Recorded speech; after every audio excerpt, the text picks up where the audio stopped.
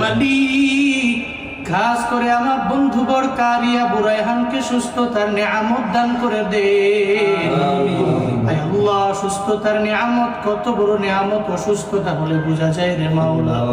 আয় আল্লাহ, অসুস্থতার নিয়ামত আপনি দিয়েছেন, আবার সুস্থতার নিয়ামত আপনি দিতে পারেন রে আল্লাহ।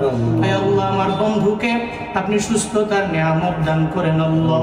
পরিপূর্ণ সিফাতে আফিয়ত আজলা কামিলা নসিব করে দেন রে আল্লাহ।